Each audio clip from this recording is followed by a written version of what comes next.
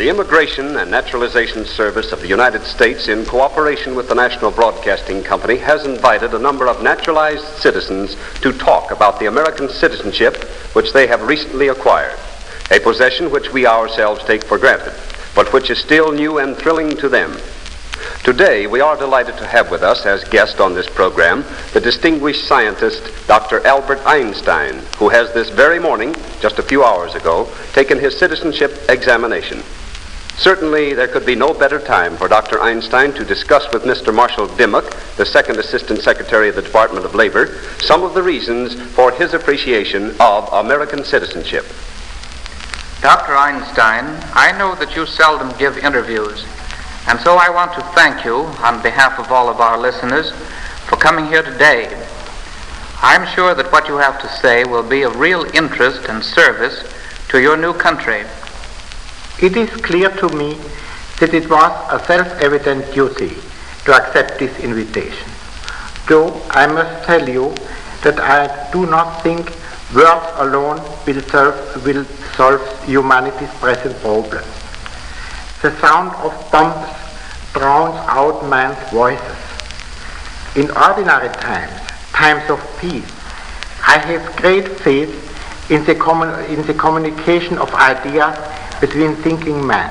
But today I am afraid the intellectual way to appeal to man is fast becoming of little avail, with broad force dominating so many millions' lives. This morning, Dr. Einstein, I was privileged to be present while you took your final examination for American citizenship. Will you tell us why you, who are international in your outlook and by virtue of your scientific interests, prefer to live in America rather than in any other country?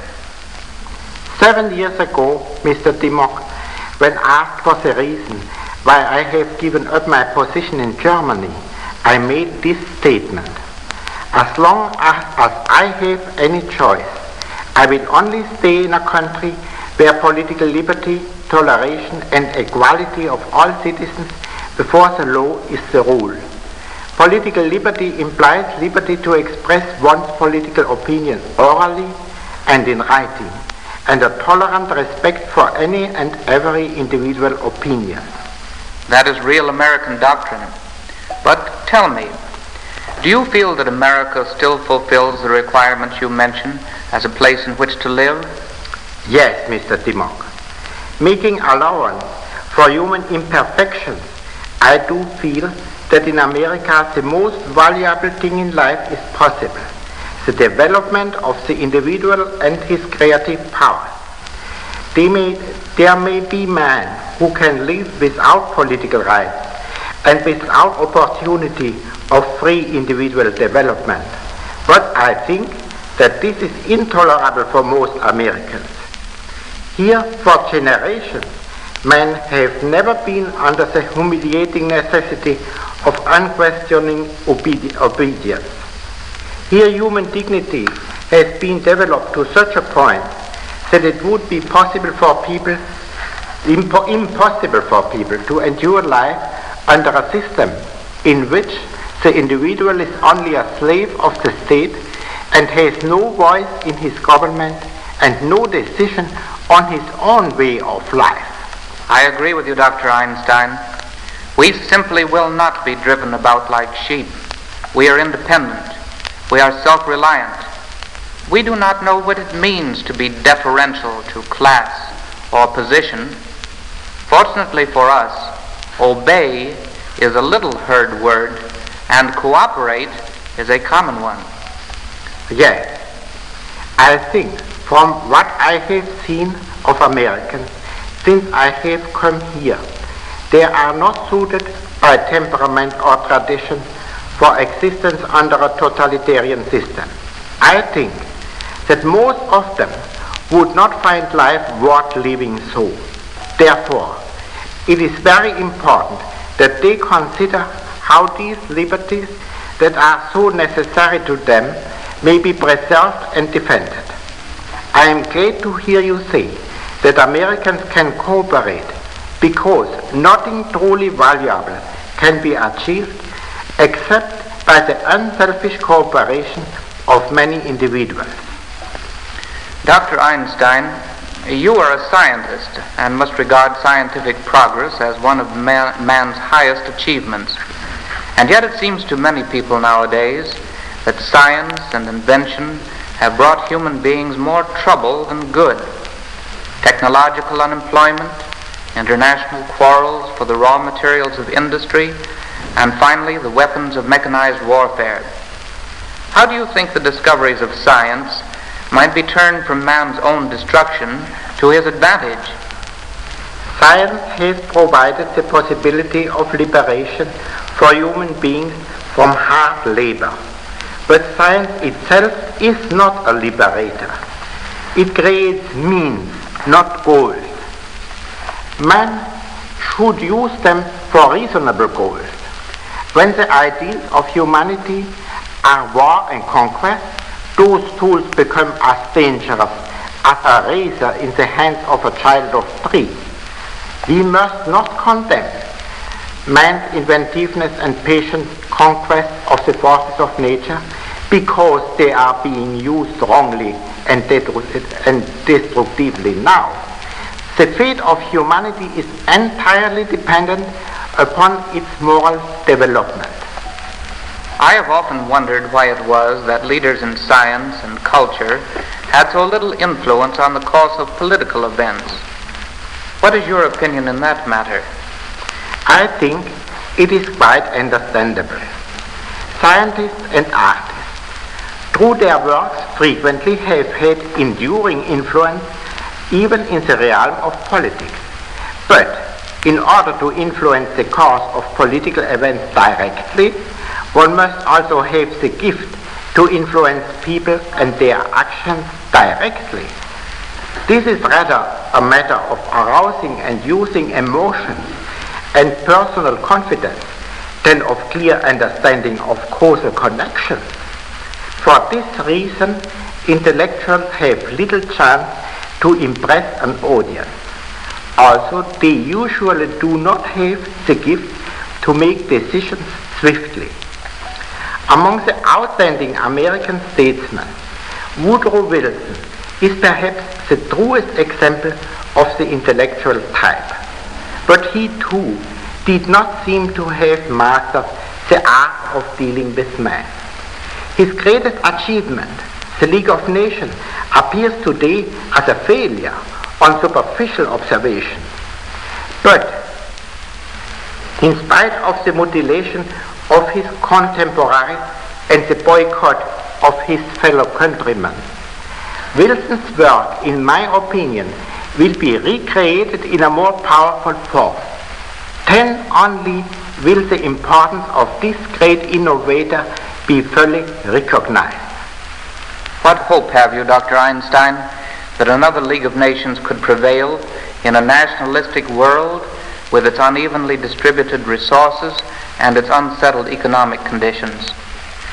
I am convinced that a federal organization of the nations of the world is not only possible, but even an absolute necessity if the conditions of our planet are not to become unbearable for man.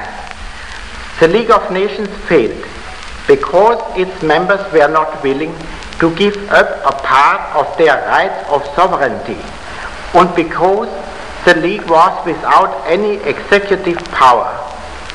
A world organization cannot ensure peace effectively unless it has control over the whole military power of its members. Exaggerated nationalism is an artificially created emotional state resulting from the necessity to be prepared for war. This exaggerated nationalism would quickly disappear with the elimination of the war danger. I do not believe that the unequal geographical distribution of raw materials must necessarily lead to war. As long as a nation has access to the materials which are necessary for its development, it can very well prosper.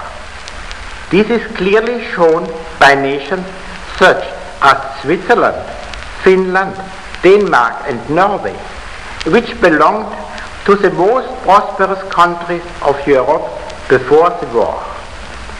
One of the most important functions of such an international organization would be to secure unhampered distribution of the raw materials and free access to markets.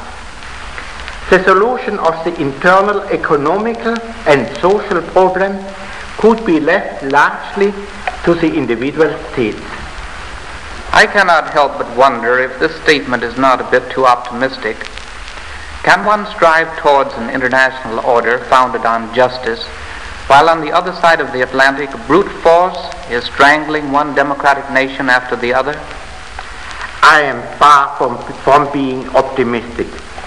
What I have told you is not a prophecy, but a statement of what must be done to prevent life on this earth from becoming unbearable.